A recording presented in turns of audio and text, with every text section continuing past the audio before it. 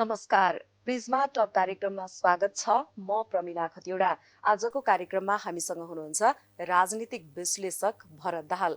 आजको कार्यक्रममा हामी समसामयिक राजनीतिक विषयवस्तुमा केन्द्रित भएर कुराकानी गर्नेछौँ।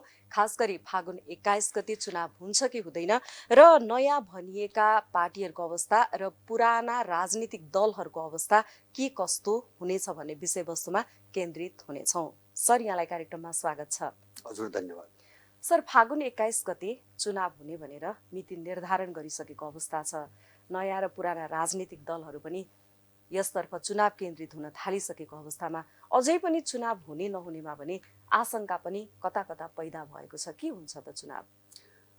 अब चुनाव यस्तो हो, मैले सामान्यत आजको दिनसम्मको परिदृश्य हेर्दा चुनाव सारिन्छ भन्नेमा म छु। अब त्यो चुनाव किन सारिन्छ भन्छ भने जस्तो भदौ यताका घटनाहरू केही घटनाहरू हामीले ध्यान दिनुपर्छ।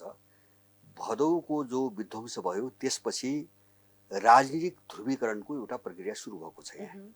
जस्तो त्यसको निम्ति भएका पार्टी तोडेर नयाँ पार्टी जोडेर एउटा यस्तो टिम निकाल्न खोजिएको छ जसले भोलि बहुमत ल्याओस्। र त्यसको निम्ति जस्तो प्रचण्डको पार्टी फुट्यो, अब चाहिँ माधव नेपालको पार्टी फुट्यो, काङ्ग्रेसको स्थिति हामीले हेऱ्यौँ, एमाले भित्र त्यस्तै आवाज अब निस्किँदै एमालेसँगै बाँकी छ। त्यसकारणले यो सबै प्रक्रिया भएर माने यो घटना जेको निम्ति भइरहेका छन्, जसलाई उठाउनुको निम्ति भइरहेको छ, त्यसको ग्यारेन्टी नभइकन चुनाव हुँदैन।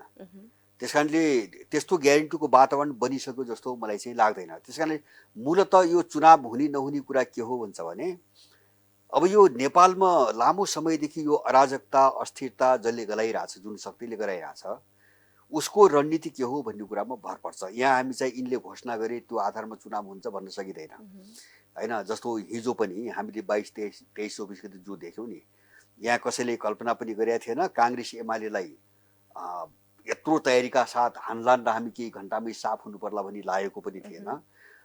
नेपालको चाहिँ राजनीति धेरै डरलाग्दो छ, धेरै जटिल छ र बाहिर तपाईँ हामी जे देख्छौँ नि, जुन पात्रहरू चाहे चाहिँ हिजोका चाहे अब म हुँ भन्नेहरू, यिनको हातमा मैले केही पनि भएको बुझ्दिनँ। यिनी परिचालित मान्छेहरू हुन्। त्यसकारणले यिनले चुनाव हुन्छ भनेर हुने पनि होइन होइन, चुनाव हुँदैन भनेर नहुने पनि होइन। जस्तो सुशीलाकै देखिरहेछौँ नि, उनी प्रधानमन्त्री हुनुभन्दा अगाडि उनका कुरा सुनौँ होइन। जस्तो यो सुशासनको पक्षमा त्यो दण्डहीनताको के अरे भ्रष्टाचारको विरुद्धमा उनी कति कुर्लेकी थिइन्, आज उनी के गर्दैछन्, सारा भ्रष्टहरूलाई चाहिँ उन्मुक्ति उनी दिँदैछिन् भनेपछि उनको हातको कुरा पनि थिएन। यो जुन गत भदौ 23 र 24 गते जेनजी आन्दोलन भयो नि, यो जेनजी आन्दोलनको आडमा लिएर भावी प्रधानमन्त्री चाहिँ एकजना मान्छेलाई तोकेर गरिएको षड्यन्त्र हो भनेर भन्न मिल्छ। यहाँ त स्पष्ट वक्ता पनि होइन। यो जेनजी के हो भन्छ भने जस्तो यहाँका नबुझ्ने मान्छे अथवा इमान्दार मान्छे जसको भावना खराब थिएन, उनीहरूले आफ्ना माग लिएर आए अथवा त्यस्तो परिवेश बनाइयो भन्छु मैले होइन। माग लिएर आए भन्दा पनि आउनुपर्ने एउटा परिवेश बनाइयो, उनीहरू बुझ्दैनन् यो कुरा। तर उनलाई सडकमा ल्याएर खेल्ने खेल अर्कै थियो जो हामी 24 गतेपछि देख्यौँ। जस्तो 24 पछिको 24 देखिका घटनाहरू मैले चाहिँ एउटा रिपोर्ट हेरेँ, तपाईँको जसले गरायो त्यो अमेरिकाको NED नेट भन्ने एउटा संस्था छ, संसारभरि लगानी गर्ने बहुराष्ट्रिय कम्पनी, के अरे चाहिँ INGO छ र त्यसको IRI भन्ने एउटा विभाग छ, त्यो बङ्गलादेशमा पनि त्यसैले गराएको सबै रिपोर्ट आएको छ। नेपालमा पनि 5 वर्षदेखि त्यसको तयारी गर्दै आएको कुरा उसले तयार पारेको रिपोर्ट लिक भयो होइन, लिक भयो, त्यो सबै अमेरिकन मिडियामा आइसकेको छ। त्यसकारणले यो जेनजी आन्दोलन भनेर यो नाटक गर्नुपर्ने अनि यसलाई चाहिँ के अरे चाहिँ तपाईँको बरु चाहिँ के नहोला भनी देखाउनु पनि जरुरी छैन हो। निर्दोष मान्छे उपयोग भए परे जो कराइरहेछन् आज देख्छौँ नि त। चुनाव हामी मान्दैनौँ, जो 23 गते सडकमा जो जेनजी आए त्यो जेनजी त चाहिँ तपाईँको हाम्रामा कुरा गरेर हामी चुनाव मान्दैनौँ। जेनजीहरूलाई त प्रयोग मात्रै गरेर होइन, खेल मात्रै के थियो भन्छ भने जस्तो 23 गते उनलाई आह्वान गरेर जस्तो ओली विशेष गरेर सामाजिक सञ्जाल बन्द गरेको र करप्सनको विरोध, रोजगारी लगायत 1-2टा मुद्दा थिए। त्यसको निम्ति उनलाई ल्याउने परिवेश बनाइयो। अब तिनलाई ढाल बनाइकन जो 23 गते हत्याकाण्ड भयो नि, त्यो हत्याकाण्डको उद्देश्य के हो भन्छ भने 24 गते मान्छे सडकमा ल्याउने देशैभरि। जस्तो तयारी त पुरै छ एउटा शक्तिको, अनि त्यो मास त भड्किने भयो नि त। त्यो निर्दोष 19 जना चाहिँ युवा मारिदिएपछि मान्छे त भड्किने भयो, मान्छे सडकमा आयो।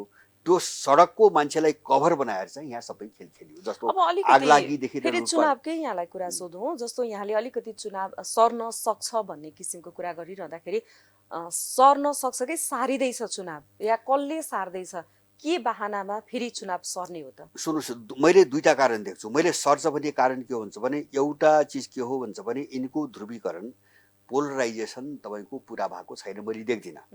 जस्तो प्रधानमन्त्रीकै कुरा गर्ने हो भने, प्रधानमन्त्री उनले त बन्छस् भने धेरै मान्छे छन् यहाँ। जस्तो गगन थापालाई घोषणा गरिसके होइन काङ्ग्रेसबाट, उता बालेन्द्र शाहलाई घोषणा गरिसके, कुलमानलाई पनि त्यही आश्वासन दिए हो। जस्तो कुलमानसँग त्यो घन्टीको पछि फाटो भयो नि, कारण त्यही हो। कुलमानलाई पनि त्यही।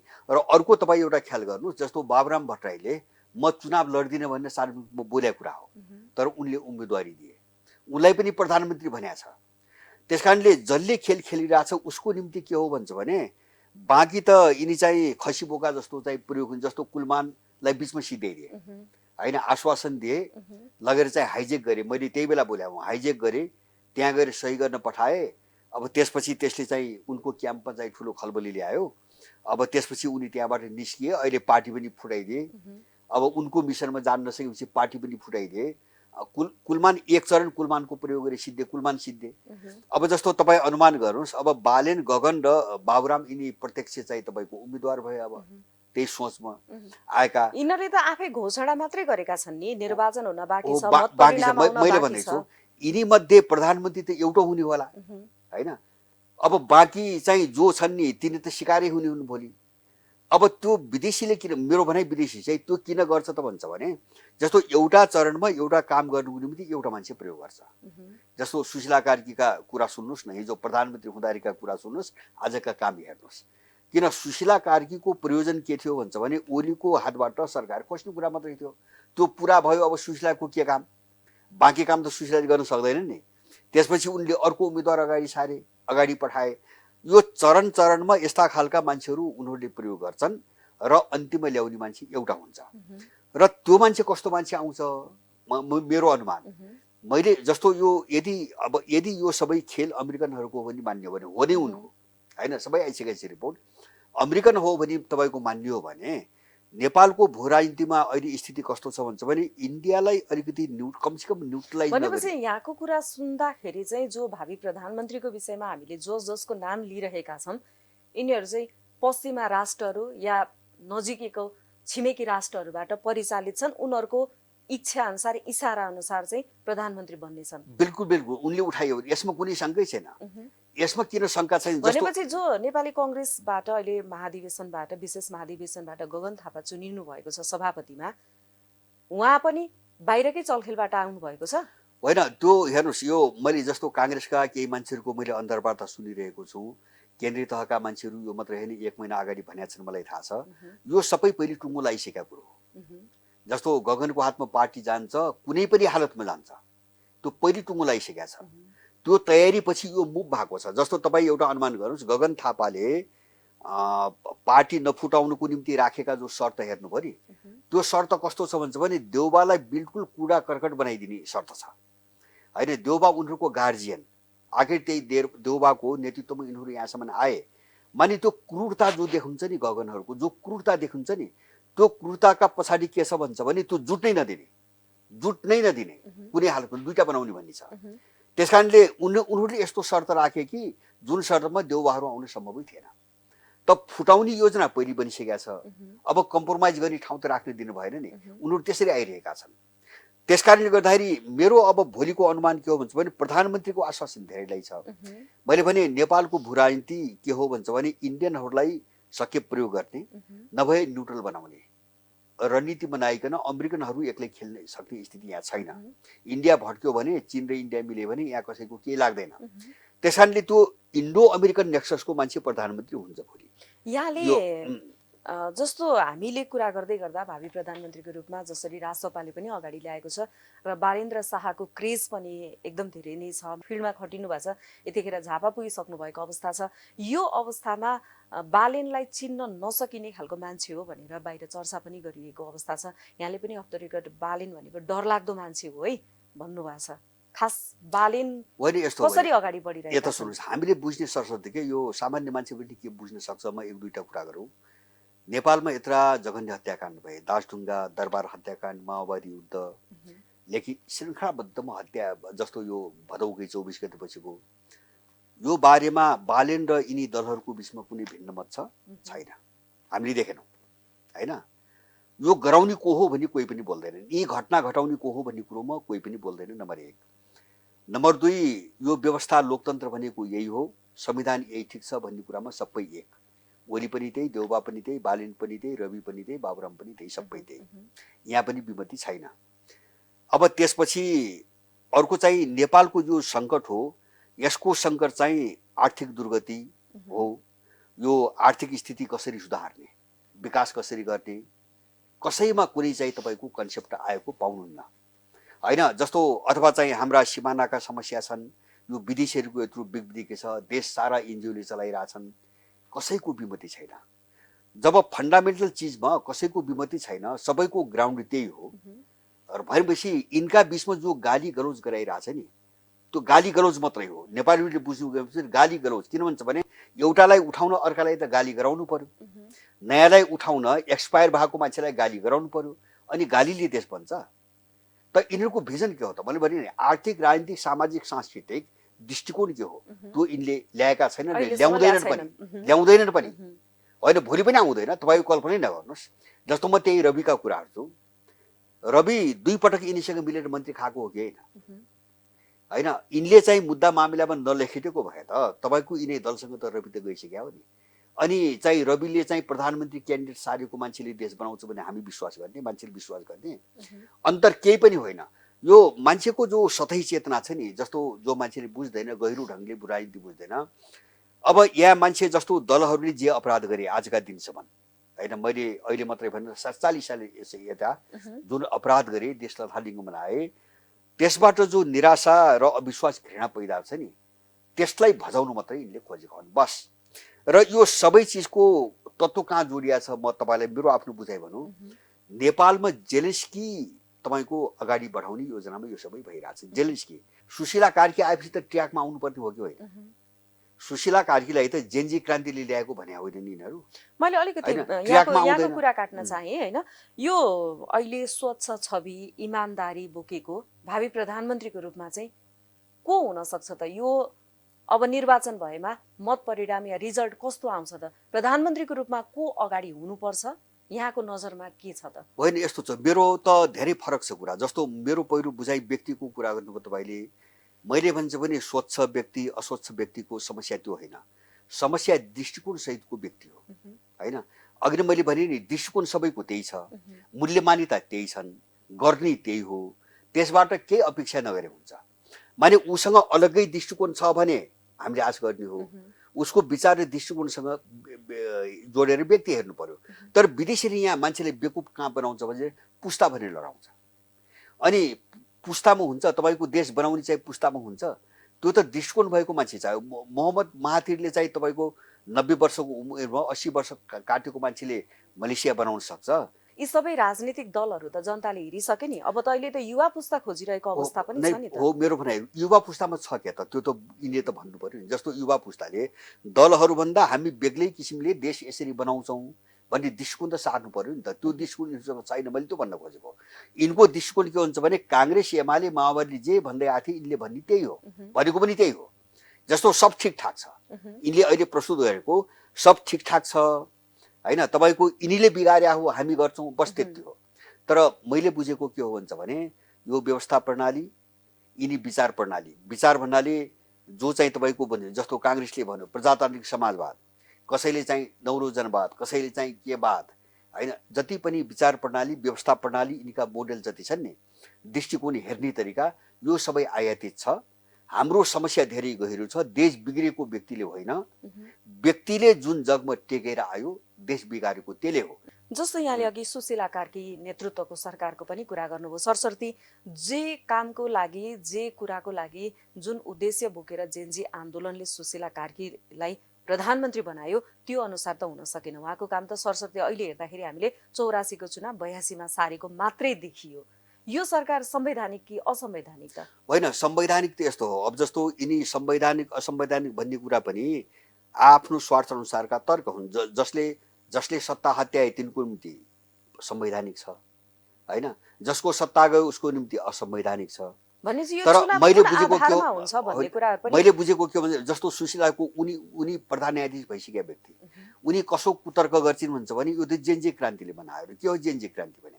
जेनजी जबकि सर्वोच्च अदालतको प्रधान न्यायाधीश भइसकेको व्यक्ति प्रधानमन्त्री हुनै मिल्दैन, होइन? उनले त्यो संविधानको वकालत गरेर आएको हो कि भनेपछि यो असंवैधानिक असंवैधानिक, होइन? असंवैधानिक भनिसकेपछि चुनाव फागुन 21 गते तोक्न मिल्छ कि मिल्दैन? चुनाव गराउन पनि मिल्छ केही कि पनि मिल्दैन? मिल्दैन। जस्तो सडकबाट, जस्तो यिनको संसद भन्छु मैले, यिनको संसद सडकबाट विघटन भयो, त्यो अधिकार यिनलाई थियो कि थिएन? त्यो प्रस्ताव गर्ने अधिकार यिनलाई थियो कि थिएन?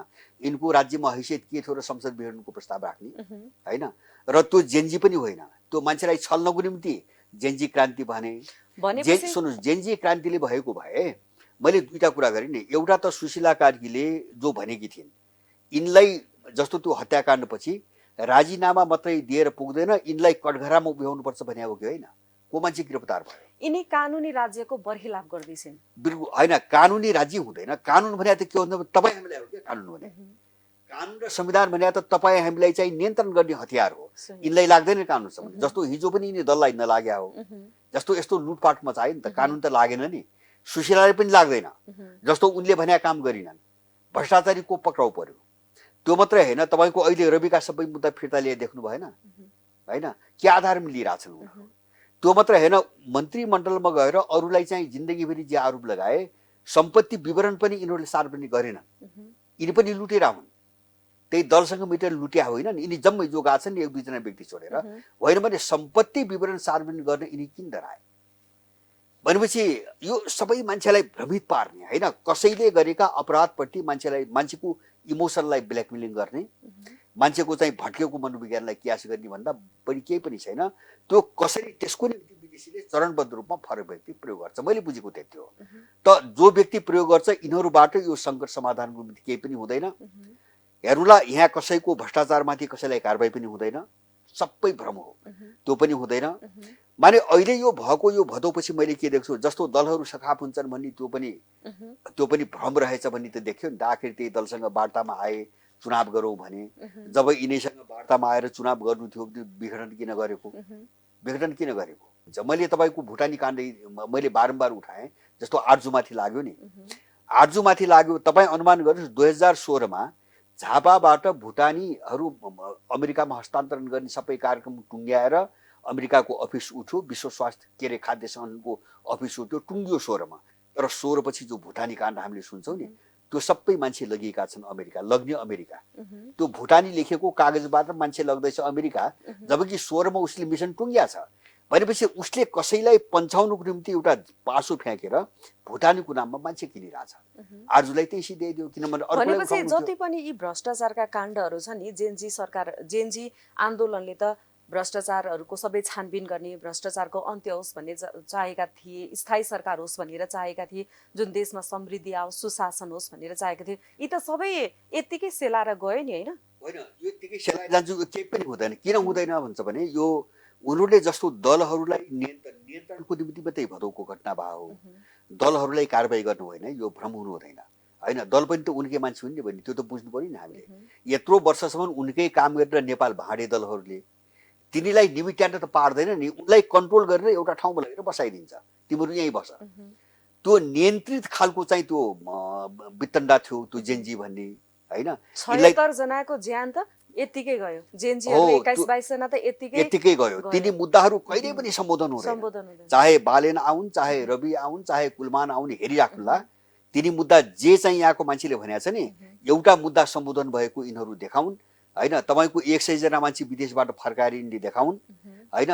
जस्तो देशको आर्थिक विकास गरेर यिनले देखाउन्, होइन? अब त्यसपछि बहसको कुरा हो, यो केही पनि हुँदैन। यो छल्ने जस्तो 2-4 महिना 5-7 महिना छल्न त पाइयो नि त। त्यो 2-4 महिना छल्यो भने अर्को घटना घटाइन्छ विदेशीले। जस्तो यो ओलीको सरकार गयो, अब सुशीला सरकार आयो, बिचमा यत्रा घटना घटे, कमसेकम यो पार्टीहरू छिन्ने भिन्न बनाइदिए, देउबालाई चाहिँ तपाईँको कता पुर्याइदिए, गगनको हातमा पार्टी गयो। अब ओलीको पालो आउने होला, केही काम त भयो नि त। अनि यो चरण काम सक्यो भने अर्को चरणको निम्ति अर्को मान्छे प्रयोग गर्छ। अब अलिकति म यहाँलाई नेपालका राजनीतिक दलहरूप्रति को अवस्थाको बारेमा सोध्न चाहे। जस्तो नेपाली कांग्रेस पनि अहिले फुटको संघारमा छ भनेर भन्दा पनि उपयुक्त नै होला भनौँ न। अब निर्वाचनको मुखमा कङ्ग्रेस पनि एक ढिक्का हुन सकेको छैन। अब कसलाई टिकट दिने नदिने भन्ने कुरामा अब नवनिर्वाचित सभापति गगन थापा पक्षलाई होला, यसमा देउबा पक्षले नमान्न पनि त सक्छ नि। अब नेपाली कङ्ग्रेसको भविष्य कता होला त? सबै समेटिन सक्ने सम्भावना कतिको छ? यो अब निर्वाचन पनि नजिकै छ, के होला? होइन, यो सबै जस्तो सबै समेटिने भए काङ्ग्रेसमा विभाजनै हुन्थेन होइन। जस्तो एमाले पनि त्यही आउँदैछ। यो सबै किन समेटिन्न भन्छ भने के, जस्तो मैले मेरो आफ्नो बुझाइमा यो जो पार्टी भन्छौँ नि, यिनी पार्टी यहाँ नेपालमा पार्टी नै छैनन्। यिनी चाहिँ विदेशीले पालेका विभिन्न ग्याङका यिनी फेडरेसन हुन्। त्यो पार्टी भने एउटा छाता मुनि बसेका छन्, किन पावर एक्सर्साइज गर्न कुनै छाता मुनि त बस्नु पर्यो। तर हुने यिनी ग्याङ विदेशीका। अब यो किन यहाँ मिल्दैन, जस्तो काङ्ग्रेस यस्तो किन भयो त भन्छ भने हामीले अन्तर्राष्ट्रिय भू राजनीति, मैले अन्तर्राष्ट्रिय भू राजनीति नहेरिकन नेपाल मैले बुझ्दिनँ। जस्तो अहिले अमेरिका र युरोपियनको यो लडाइँ, हिजो त एक ढिक्का थिए नि, तिनीहरू एक ठाउँमा थिए, अन्तर्राष्ट्रिय इस्युहरूमा भू राजनीतिमा एक ठाउँमा थिए। आज अमेरिका र युरोपको बिचमा अब युद्ध हुने स्थिति आयो ग्रिनल्यान्डलाई लिएर। अमेरिकाभित्र हिजोको शासक र ट्रम्पको बिचमा, अनि युरोप छिन्न भिन्न भइरहेछ। युरोपियन युनियन, बेलायत एकातिर, फ्रान्स अर्कोतिर, जर्मनी अर्कोतिर, नर्वे अर्कोतिर। यहाँ मान्छे कस्ता छन् भन्छ भने यिनी फरक फरक देशबाट, शक्ति केन्द्रबाट खाने मान्छेहरू छन् यहाँ। अनि उनको इन्ट्रेस्टमा उनको बिचमा लडाइँ भइसकेपछि यिनी यहाँ कसरी मिल्ने, समस्या यिनको यहाँ आइरहेछ।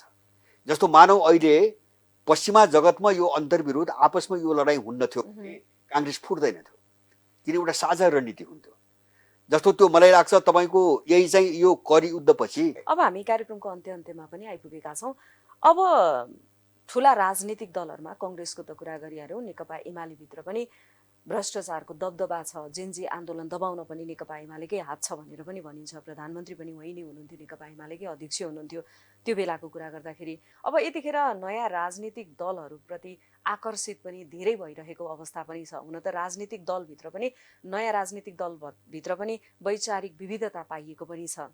सन्तोष परियार, सुमना, मुकुल ढकालहरूले छोड्ने आउने जाने क्रमहरू भनौँ न, यस्ता क्रमहरू भइरहेको अवस्थामा अब के हुन्छ त भन्ने किसिमको जनतामा। मैले बुझेँ। सुन्नुहोस्, अब जनताले अहिले बुझ्दैन मलाई थाहा छैन। मैले बुझेको के हुन्छ भने पुराना संरचना कुनै पनि रहँदैनन्, यिनी विघटन नै हुन्छन्। जो पार्टी भन्छौँ नि, यिनी विघटन हुन्छन्। यिनी नयाँ बन्छन् भन्ने धेरैको भ्रम छ।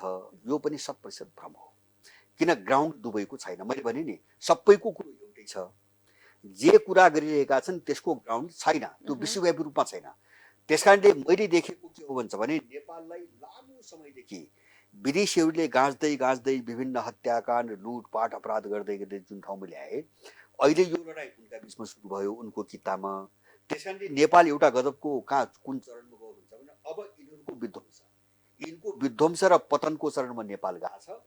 र यो प्रणाली, यो व्यवस्थाको पूर्ण पतन। अब यिनी उभो लाग्ने संस्था। अब यो जेएनजी आन्दोलन पछि पनि यो चुनाव हुँदाखेरि पनि अब अझै पतन हुने अवस्था यहाँले देख्नु भएको छ। पतन यिनीहरू ल चुनावमा गएर यिनले भनेअनुसार सरकार बनाऊ भने पनि त्यो तपाईँको 4 महिना यिनीहरूले भने चुनाव पछि त यही राजनीतिक दलहरू, यही पुराना पार्टीका नेताहरू नै आउने भयो नि यो चुनावले त। होइन, यसो हो। त्यो नयाँ कुनै नेपालमा केही नयाँ गरौँ भन्ने हिसाबले चुनाव गराउनै खोजे होइन। जस्तो चुनावको घोषणा त के हुन्छ भने जस्तो खेल्ने अवधि चाहिन्छ नि त।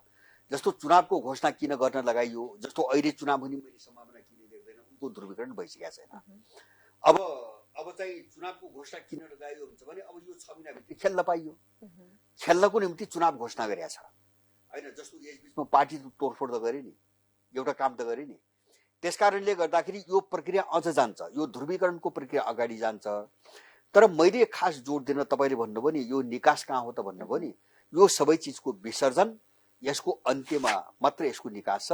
तपाईँ हेरिराख्नुला, मैले ढाँटेको होइन, मैले सारा संसार र यहाँको सबै चिज हेरेर मैले मेरो अनुमानमा मैले भन्दैछु 2 वर्षभित्रमा यिनको चाहिँ अवशेष पनि नेपालमा भेट्न अब गाह्रो पर्छ। यिनको भनेको यिनी जम्मै सबैको, जसले यसलाई लोकतन्त्र भनिरहेछन् नि, जसले यो व्यवस्था ठिक छ, संविधान ठिक छ भनिरहेछन् नि, यिनको अवशेष भेट्न पनि अब मुस्किल पर्छ। अब देशलाई निकास दिने को हो त? होइन, निकास त विचार दृष्टिकोणले दिनु होइन। त्यो शक्ति तपाईँले हेर्दा, जस्तो तपाईँले यस्तो तरल भू राजनीति कस्तो हुन्छ भने 23 गते 24 गतेको घटनाले यस्तो गरौला भनेर तपाईँ हामीलाई अनुमान थियो र? हामी त कल्पना गरेका थिएनौँ नि। यिनका 11 लाख पार्टी सदस्यले, 10 लाख पार्टी सदस्यले, 77 जिल्लामा कमिटी, ओडैसम्म कहाँ रहेछ त त्यो? त्यो त विदेशीले यति दिनसम्म जागिर खा भन्दासम्म खानेकुरा नै रहेछ। होइन उसले जागिर दिन भन्यो भने त केही पनि रहन्छ यिनीहरूसँग पुराना त्यसकारणले राजनीतिक सुन्नुहोस् दलहरूप्रति होइन यति धेरै वितृष्णा जागेको छ र नयाँ भनिएका राजनीतिक दलहरूका जो उम्मेदवारहरू अघि यहाँले कुलमानको कुरादेखि लिएर कुलमानलाई जसरी गणहत्याएर बाहिर निकाले फेरि जुन स्वार्थले कुलमानलाई जोडेका थिए त्यो स्वार्थ अनुरूप हुन सकेन भनेर कुलमान बाहिरिए। यो जेनजीको नाममा सुशीला प्रधानमन्त्री बन्लिन् भन्ने कुरो त त्यहाँदेखि बिहानसम्म कसैले कल्पना गरिरहेको थिएन नि। मान्छेको दिमागभन्दा बाहिर कुरो हो। तर 24 घण्टाभित्र भयो। परिस्थिति त्यो हो। मैले भने परिस्थितिमाथि ध्यान दिउँ।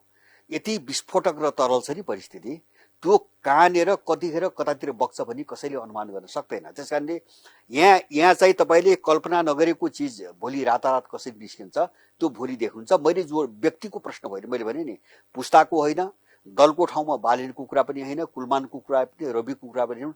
कुरा के हो भन्छ भने अहिले जो सङ्कटले नेपाललाई फसायो नि, यो सङ्कटबाट बाहिर निस्किनुको निम्ति दृष्टिकोण र विचार सहित जुन शक्ति आउँछ, चाहे अहिले 5 जनाको होस्, त्यसले 2 वर्षभित्र यो देश उल्टाएन भने मलाई मान्छे नभन्नुला होइन। ग्राउन्ड यिनको छैन क्या, यिनको सकियो, विश्वव्यापी रूपमा सकियो। तपाईँको अमेरिका चाहिँ कतिखेर विरुद्ध हुन्छ भन्ने स्थिति छ। युरोप र अमेरिका लड्न थाल्यो, सिस्टम त त्यही हो, प्रवृत्ति त्यही हो, विचार त्यही हो, नेक्सस त्यही हो, यिनलाई परिचालन गर्ने शक्ति तिनै हुन्। अब उनी चाहिँ तपाईँको कति दिनसम्म हो टिक्ने भन्ने जब स्थिति छ, अनि उनले बोकेका, उनले खर्च दिएर चाहिँ तपाईँको चलाएका मान्छेहरू टिक्ने के कुन धरातलमा, जग कहाँ बसेर टेक्ने? यो केही पनि टेक्दैन। यो सबै मान्छेहरूको भ्रम हो। यो 2 वर्षमा मैले बुझेको विश्वको भू राजनीति 6 महिनामा वार्की पार एउटा ओएमा गइसक्छ, एउटा दिशा 6 महिनामा लिन्छ र त्यसले बाँकी विश्वमा जहाँ जहाँ यिनले बोकेका मान्छे थिए नि, यिनलाई बढार कुढार गर्नुको निम्ति 1-1.5 वर्ष लाग्ला। त्योभन्दा बढी समय नेपाल जो देखिरहेको छौँ नि, यो व्यवस्था यिनी मान्छे यिनी कोही पनि रहनेवाला छैनन्, यिनी सबै बढारिन्छन्। त्यसको निम्ति दृष्टिकोण र विचारसहित एउटा शक्ति आउनुपर्छ। त्यो नभएको होइन, आउँदैन होइन, त्यो धेरै मान्छे छन्, त्यसमध्ये म पनि एउटा हुँ। हामीसँग जस्तो नेपालको यो नयाँ होइन शक्ति, त्यो दृष्टिकोण बिल्कुल मैले भने नि, त्यो जरैबाट हाम्रो आफ्नोपन स्थापित नगरिकन हुँदैन। हेर्ने तरिका हाम्रो, विचारधारा नेपाली, आर्थिक राजनीतिक सामाजिक सांस्कृतिक जति क्षेत्रका कुराहरू छन् त्यसको मोडेल नेपाली। जो अनुसार बाहिर जुन दिन जान्छ नि, त्यो दिन यिनले ठेक्न सक्ने स्थिति कहीँ पनि हुँदैन र त्यो आउँछ। किन त्यो त परिस्थितिले माग गर्ने हो क्या। त्यो मैले दिन्छु तपाईँले दिनुहुन्छ भन्ने कुरा होइन। त्यो कुनै पनि नायक अथवा कुनै पनि प्रतिनिधिहरू परिस्थितिले उठाउने हो, माग हो, परिस्थितिको माग हो। त्यसलाई रोक्न तपाईँ हामी सक्दैनौँ। परिस्थितिले चाह्यो भने हामी सक्दैनौँ। जस्तो सकेन नि त, ओलीहरूको सत्तामा राज्य थियो, सेना थियो, पुलिस थियो, सबैको हातमा थियो। खै त परिस्थितिलाई अस्वीकार गरेपछि त कहाँ जानु पर्यो आज? त्यसले कसैको केही पनि लाग्दैन। हामीले चाहिँ विकासको प्रक्रिया, मान्छेको साइकोलोजी कतातिर गइरहेछ होइन, मान्छे के चाहन्छ, परिस्थिति कता गइरहेछ हामीले हेर्ने त्यो हो। यहाँ हुन्छ नि एउटा सामाजिक सञ्जालमा नेटमा प्रयोग गर्ने, अनि त्यो विदेशीले नेटवर्किङ कसरी गरिरहेछ, मान्छेलाई कसरी बरालिरहेछ, त्यो 2-4 दिनको त्यो चाहिँ तपाईँको मनोरञ्जन हेरेर भू राजनीति बुझिँदैन। र मैले असत्य भनेको छैन, यिनीहरूले पनि देख्नेवाला छन्, हामीले पनि हेरौँला, बाँच्यौँ भने हामी पनि हेरौँला। यिनको आयु 1.5-2 वर्ष हो बढी नेपालमा। यो सबै किता भन्छु मैले, मेरो बुझाइमा किता एउटै हो, यिनी फरक होइनन् फेरि होइन। गाली गलौजको हिसाबले हेर्दाखेरि नबुझ्ने मान्छेले अन्तर देख्छ, अन्तर छैन। यिनको सबैको उद्देश्य यो व्यवस्था टिकाउने, यो गुलामी जो छ नि, यो वैदेशिक गुलामी यो टिकाउने, देशलाई यही जर्जरतामा, किन जर्जरतामा हालिराख्यो विदेशीले कहिले आउनु पाउँछ? देश विकास नगर्ने एजेन्डा कसैका छैनन्। त्यो भ्रष्टाचारको कुरो त यिनी पार्टीलाई गाली गर्नुको निम्ति ल्याएको हो। भ्रष्टाचार कहिले रोक्ने? जब व्यवस्थै करप्टेड छ, व्यवस्थाको मूलमा नै भ्रष्टाचार छ, भ्रष्ट व्यवस्था छ, भ्रष्टाचार कहिले रोक्छ? अनि कतिजना मान्छे रोक्ने? कतिजना मान्छेको तपाईँको भ्रष्टाचार कहिले रोक्ने? सुशीलाले खै त रोक्या? मैले भने नि 5 दिनभित्र कन्ट्रोल हुन्छ भने होइन उहाँले, 5 दिनभित्र चाहेपछि माथि चिक हुने हो भने खै त रोक्या सुशीला कार्कीले? उनको हातमा केही पनि छैन, भ्रम हो सबै। त यति देखेर पनि हामी बुझ्दैनौँ भने यहाँको मान्छेले के बुझ्छ? त्यसकारणले यहाँ हुने के हो भन्छ भने, यहाँको मान्छेले कुरा नबुझ्दासम्म क्षति बेहोर्छ। यहाँको मान्छेले बेहोर्ने क्षति हो, तर यिनको पतनलाई कसैले पनि रोक्न सक्दैन। म त्यो कुरामा पुरै विश्वस्त छु। हस्, कार्यक्रमको निर्धारित समय सकिएको छ। यहीँसम्म आइदिनुभयो, स्टुडियोसम्म आइदिनुभयो। हजुर धन्यवाद। दर्शकवृन्द, प्रिज्माटकको कार्यक्रमको निर्धारित समय सकिएको छ। आजको कार्यक्रमका अतिथि राजनीतिक विश्लेषक भरत दाहालसँगै म प्रमिला खतिवडा पनि बिदा हुँदैछु। त्यति बेला नमस्कार।